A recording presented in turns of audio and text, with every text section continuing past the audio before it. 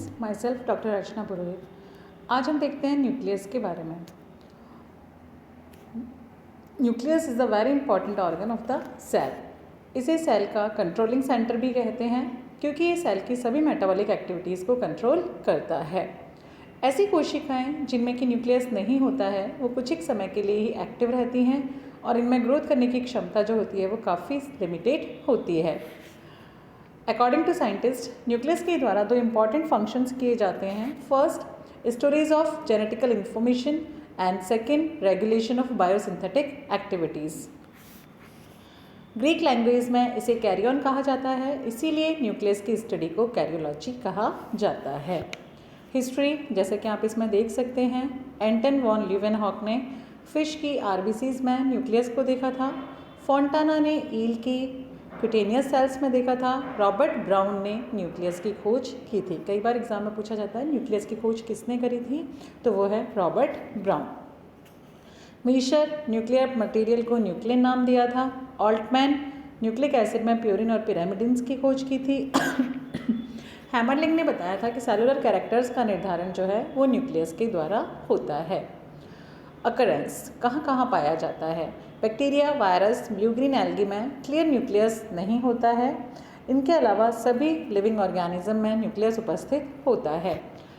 इसे आधार मान करके जो लिविंग ऑर्गेनिज्म हैं उनको दो ग्रुप्स में रखा गया है। प्रोकैरियोट्स, जिनमें कि क्लियर न्यूक्लियस एब्सेंट होता है, इनका जेनेटिक मटेरियल जो है वो साइटोप्लाज्म में बिखरा हुआ पाया जाता है। इस रीजन को न्यूक्लियोइड या जीनोफोर कहा जाता है। यूकेरियोट्स जो होते हैं इनमें क्लियर न्यूक्लियस उपस्थित होता है जो कि न्यूक्लियर मेम्ब्रेन के द्वारा घिरा हुआ रहता है। पोजीशन क्या होती है न्यूक्लियस की? जनरली सेंटर में होता है, लेकिन डिफरेंशिएशन के दौरान न्यूक्लियस की पोजीशन जो होती है वो चेंज हो जाती है। नंबर, जनरली हर एक कोशिका में एक न्यूक्लियस होता है, लेकिन अलग अलग सेल्स में इनकी संख्या अलग अलग हो सकती है। न्यूक्लियस की संख्या के आधार पर यदि हम डिवाइड करें सेल्स को, तो ए न्यूक्लिएट जिनमें कि न्यूक्लियस एब्सेंट होता है, फॉर एग्जांपल मैमेलियन आरबीसी। हमारे अंदर जो आरबीसीज होती हैं उनमें इमेच्योर होती हैं तब तो न्यूक्लियस प्रेजेंट होता है, लेकिन जब आरबीसीज मैच्योर हो जाती हैं तो न्यूक्लियस जो होता है वहाँ से हट जाता है। मोनोन्यूक्लिएट जिनमें कि सिंगल न्यूक्लियस उपस्थित होता है। बाईन्यूक्लिएट जिनमें कि दो न्यूक्लियस पाए जाते हैं, जैसे कि पैरामीशियम, वहाँ माइक्रो और मैक्रो न्यूक्लियस पाए जाते हैं। मल्टीन्यूक्लिएट, इन सेल्स में न्यूक्लियस की संख्या अधिक होती है। प्लांट सेल्स में इस अवस्था को हम सीनोसाइट कहते हैं और एनिमल सेल में इसी अवस्था को हम सिंसेशियल कहते हैं। ऐसी कोशिकाएं जिनमें दो से अधिक न्यूक्लियस पाए जाते हैं, यदि वो प्लांट सेल है तो उसे सीनोसाइट कहेंगे, यदि एनिमल सेल है तो उसको सिंसेशियल कहते हैं।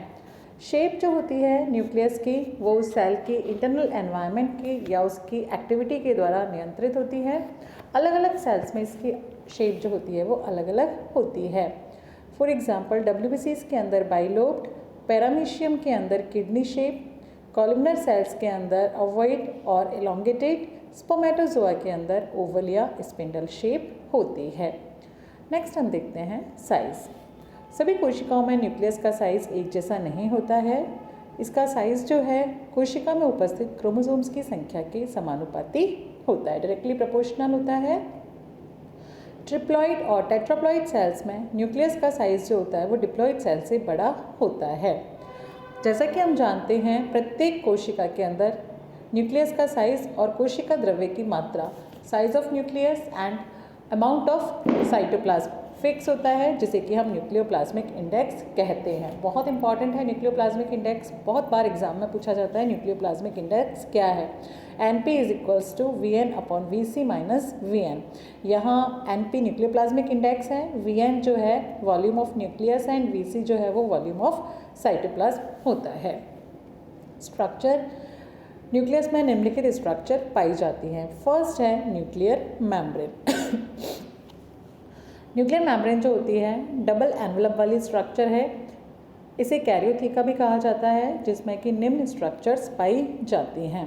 फर्स्ट है न्यूक्लियर मेम्ब्रेन, इसको हम बोलते हैं फर्स्ट न्यूक्लियर एनवलप है। ये न्यूक्लियर मेम्ब्रेन जिसको इसने नाम दिया है न्यूक्लियर एनवलप है। इस न्यूक्लियर एनवलप के अंदर फर्स्ट है nuclear membrane. Double membranous structure है। आउटर मेम्ब्रेन जो है उसको एक्टोकैरियोथीका और इनर मेम्ब्रेन जो है उसको एंडोकैरियोथीका कहते हैं। लिपोप्रोटीन की बनी होती है, वही जो प्लाज्मा मेम्ब्रेन की स्ट्रक्चर है वही इसकी होती है। आउटर मेम्ब्रेन या एक्टोकैरियोथीका जो है उस पर राइबोसोम उपस्थित होते हैं, इसीलिए रफ टाइप की होती है। कई बार ये गोल्जी बॉडी, ईआर और माइटोकॉन्ड्रिया की मेम्ब्रेन के साथ कंटिन्यू होती है। एंडोकैरियोथीका जो है उसमें राइबोसोम एब्सेंट होते हैं। ये मेम्ब्रेन जो है वो कई बार क्रोमेटिन से जुड़ी हुई रहती है। देखो यहाँ पर एक डायग्राम में दिख रहा होगा आपको, आउटर मेम्ब्रेन और इनर मेम्ब्रेन, ठीक है। Outer nuclear membrane, inner nuclear membrane, इसको हम बोलते हैं न्यूक्लियर एनवलप। दोनों जो हैं आउटर न्यूक्लियर मेम्ब्रेन जो है उस पर राइबोसोम उपस्थित होते हैं, इनर न्यूक्लियर मेम्ब्रेन जो है वो उस पर राइबोसोम एब्सेंट होते हैं। पेरीन्यूक्लियर स्पेस, आउटर और इनर न्यूक्लियर मेम्ब्रेन के बीच में ब्लैंक स्पेस पाया जाता है जो कि लिक्विड के द्वारा भरा हुआ रहता है। इनएक्टिव स्ट्रक्चर है। कुछ न्यूक्लियस में इस स्पेस में क्रिस्टलीय ग्रैन्यूल्स और फैट ड्रॉपलेट्स पाई जाती हैं। न्यूक्लियर पोर, न्यूक्लियर मेम्ब्रेन में न्यूमेरस न्यूक्लियर पोर उपस्थित होते हैं। पोर्स में मार्जिन पर दोनों न्यूक्लियर मेम्ब्रेन जो होती हैं वो कंटिन्यू होती हैं।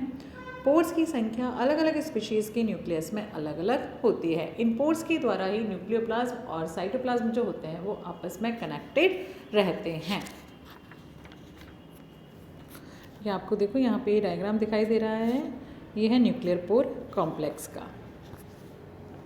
न्यूक्लियर पोर की संरचना अत्यधिक जटिल होती है जिसे न्यूक्लियर पोर कॉम्प्लेक्स कहा जाता है। इसके अकॉर्डिंग एनुलर सब्सटेंस जो होता है केवल न्यूक्लियर पोर में ही उपस्थित नहीं होता, बल्कि ये जो पोर्स हैं उसके मार्जिनल पर भी फैला हुआ रहता है।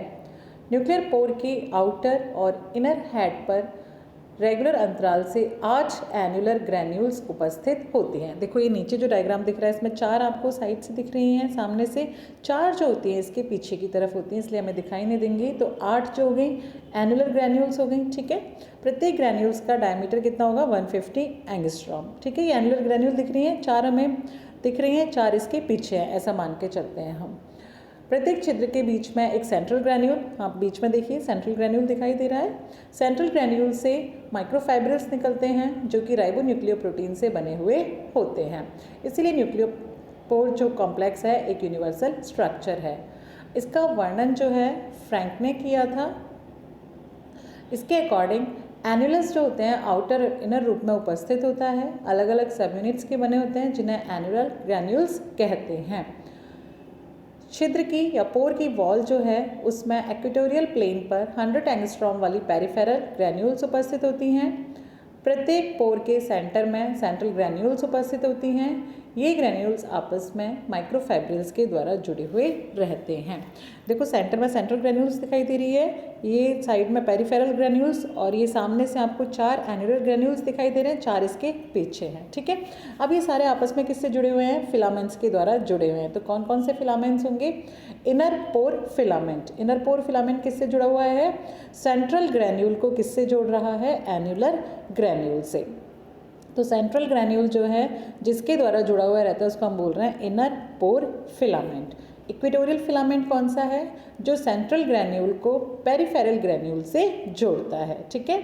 और एक्सियल फिलामेंट जो कि एनुलर ग्रैन्यूल से चिपके हुए रहते हैं। एक्सियल फिलामेंट कौन से हैं? जो कि एनुलर ग्रैन्यूल से निकल रहे हैं। इस तरह से ये न्यूक्लियर पोर कॉम्प्लेक्स की स्ट्रक्चर है। कई बार एग्जाम में सिर्फ न्यूक्लियर पोर कॉम्प्लेक्स आ जाता है, तो वहाँ पर हमें ये central granule, annular granule, peripheral granule याद रखने हैं। इसी के साथ साथ inner pore filament, equatorial filament and axial filament भी याद रखना है। फाइब्रस लैमिना क्या है? न्यूक्लियर मेम्ब्रेन के अंदर की तरफ एक सपोर्टिंग मेम्ब्रेन उपस्थित होती है। सेल की मेटाबॉलिक स्टेज के अकॉर्डिंग इसकी थिकनेस जो है 150 to 600 एंगस्ट्रॉम होती है। इसी सपोर्टिंग मेम्ब्रेन को हम फाइब्रस लैमिना कहते हैं। ये structure smooth muscles, intestine epithelial cells और कनेक्टिव टिश्यूज़ में पाई जाती है। Fibrous lamina mainly acetic protein की बनी होती है। इसमें कुछ मात्रा में न्यूक्लिक एसिड और पॉलीसेकेराइड्स भी उपस्थित होते हैं। फंक्शन इसका अभी तक वेल नोन नहीं है, लेकिन ये माना जाता है कि ये एनुलर ग्रैन्यूल्स के निर्माण में, फॉर्मेशन में पार्टिसिपेट करती है। साथ ही साथ ये न्यूक्लियर एनवलप को सपोर्ट प्रोवाइड करती है। तो हमने अभी तक क्या देखा? फर्स्ट केंद्रक की खोज किसने करी थी? रॉबर्ट ब्राउन ने। किस किस में पाया जाता है? न्यूक्लियोप्लाज्मिक इंडेक्स वेरी इंपॉर्टेंट है, आप ये अच्छे से देख लेना। NP is equals to VN/VC minus VN। Nucleus की स्ट्रक्चर क्या है, तो फर्स्ट हमने देखा है न्यूक्लियर एनवलप, अभी तक हमने जो पढ़ा है वो न्यूक्लियर एनवलप ही है। न्यूक्लियोप्लाज्म, क्रोमेटिन, न्यूक्लियोलस, ये हम नेक्स्ट वीडियो में देखेंगे। न्यूक्लियर एनवलप में क्या क्या पाया जाता है, nuclear membrane, perinuclear space, nuclear pore and fibrous lamina. Thank you students.